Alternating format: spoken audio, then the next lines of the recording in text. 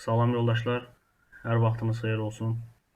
Artıq uzun süren ayrılıqdan sonra mən yenidən sizlərin görüşünə gəldim.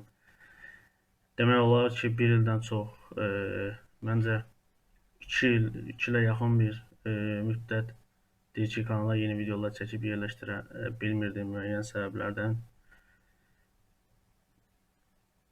Ara sıra slide formasında dərs videoları yerləşdirsəm də, izahlı formada dərs videoları çəkərək sizlərə təqdim edə bilmirdim. Artıq fürsət olduqca müəyyən zaman çərçivəsində əvvəlki qaydada izahlı dərs videoları hazırlayaraq sizlərə təqdim edib kanala yükləyəcəm. Bugünkü mövzumuz məzuniyyət haqqının hesablanması ilə bağlıdır.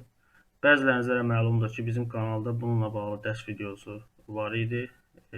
Yenidən məzuniyyət haqqının hesablanması ilə bağlı video dərs hazırlamamın səbəbi məzuniyyət haqqının hesablanmasında olan yeni dəyişikliklərdir ki, bu dəyişikliyə əsasən artıq məzuniyyət haqqı yeni qaydada hesablanır.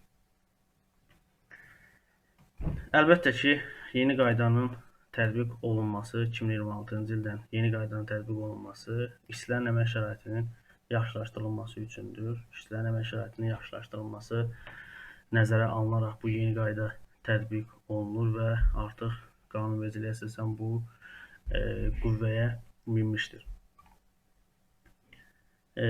Bizlərə məlumdur ki, və bizim kanalda da olan dərs videosuna baxdığınız üzərə biz bilirik ki, əvvəllər, daha doğrusu köhnə qayda əsasında məzuniyyət haqqının hesablanması işçinin son 12 aylıq əmək haqqı nəzərə alınırdı və daha sonra isə işçinin 12 ay ərzində almış olduğu əmək haqqı, təbii ki, burada qross məbləğdən nəzərdə tutulur. Əmək haqqının əsasında onun orta aylıq əmək haqqı hesablanırdı.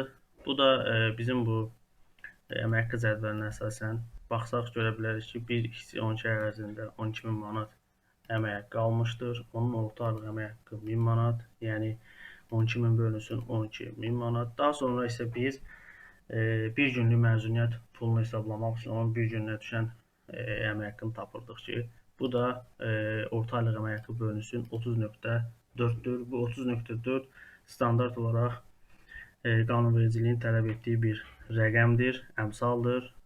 Bu da bəzi ayların 30, bəzi ayların 31 gün olmasından irəli gəlir ki, 365 bölünsün 12, 30.4 olaraq qanunvericilik bunu tətbiq etmişdir.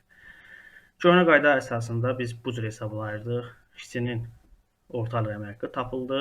Daha sonra isə bir günlük məzuniyyət pulu tapılırdı. Daha sonra isə işçi nə qədər məzuniyyətə çıxırdısa, əmək məzuniyyətinə vurulsun həmin rəqəmə.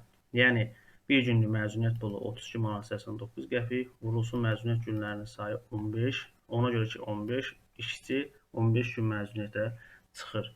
İşçinin adı Şükürlü Rüzgar avqust ayının 1-dən məzuniyyətə çıxır 15 günlük. Köhnə qayda əsasında onun məzuniyyət pulunu hesabladıq. 493 manat 42 qəpik elədi. Yeni qayda isə tam fərqlidir. Yeni qaydanın haqqında belə izah verək. Yeni qaydanın tətbiq olunmasının əsas səbəbi ondan ibarətdir ki, əgər işçi məzuniyyətə çıxmasaydı, qalıb işdə işləsəydi, o nə qədər əmək haqqı alacaqdı? Əgər alacağı əmək haqqı artıq çoxdursa köhnə qayda ilə hesablanan məzuniyyət pulundan, o zaman yeni qayda bunu nəzərdə tutur ki, yeni qayda üzrə hesablanmış məzuniyyət pulu işçiyə təqdim olunmalıdır. Yəni, bu o deməkdir ki, bilavasitə işçinin artıq məzuniyyət pulu onun əmək haqqından aşağı deyil, az olmamasına gətirib çıxardır. Yəni, bu o deməkdir ki, bir işçi avqust ayında qeyd etdiyimiz kimi eyni qaydada avqust ayının 1-dən məzuniyyətə çıxır və onun aylıq əmək haqqı 1200 manatdır. Bu yeni qayda əsasında hesablanmadır. Onu göstərirəm sizə. Aylıq əmək haqqısı 1200 manatdır. Aylıq iş günlərinin sayı 21. Bu avqust ayı üzrə olan aylıq iş günlərinin sayıdır. İstehsalat təqviminə baxsaq, biz bunu görmüş olarıq. Aylıq iş günlərinin sayı 21 gün eləyir avqust ayında. Bu da 1200 bölünsün 21. Bir günlük əmək haqqının 57 manat 14 qəpik olduğunu görmüş olarıq. İndi isə yeni qaydaya əsasən işçinin məzuniyyət dövründə olacaq məzuniyyət haqqının məbləğini hesablayaq. Yeni qaydaya əsasən biz biraz əvvəl də qeyd etdik ki, əgər işçi məzuniyyətə çıxmasaydı və işdə qalıb işləsəydi nə qədər əmək haqqı alardı? O zaman biz baxmış olarıq ki, əgər işçi ayın 1-dən 15-nə qədər işdə olsaydı, avqust ayında ayın 1-dən 15-nə qədər 5 günlük iş qrafikində neçə gün iş günü olardı? Görmüş olaraq ki, 10 iş günü eləyir. O zaman 10 vurulsun, işçinin bir günlük əmək haqqı 57 manat 14 qəpik eləyir 571 manat 43 qəpik. Biz yeni qayda ilə işçinin məzuniyyət pulunu hesabladıq və burada müqayisə şəklində baxsaq görə bilərik ki, işçinin köhnə qayda ilə hesablanmış məzuniyyət pulu arasında 78 manat 1 qəpik fərq eləyir və qanunvericilik də artıq tələb edir ki, sən o zaman işçiyə yeni qayda ilə ödəniləcək yüksək məbləğ var ki, 571 manat 43 qəpik onu ödəməlisən.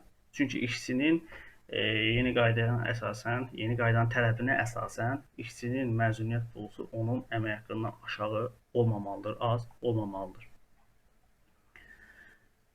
Məncə məzuniyyət haqqının yeni hesablanmasının yeni qaydası ilə bağlı uzun-uzadı danışmağa hər hansı bir ehtiyac yoxdur.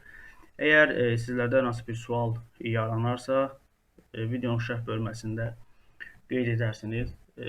Bu cədvəli mən özüm hazırlamışam. Bu cədvəli də videonun sonunda yerləşdirəcəm.